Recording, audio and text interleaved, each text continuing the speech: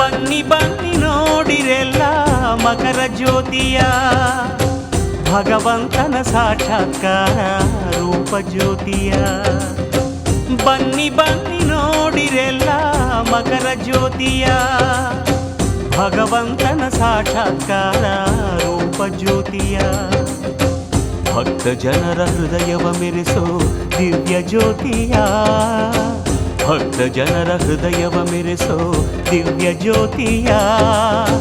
ಭವಬಂಧನ ಕಳೆಯುವಂಥ ಭವ್ಯ ಜ್ಯೋತಿಯ.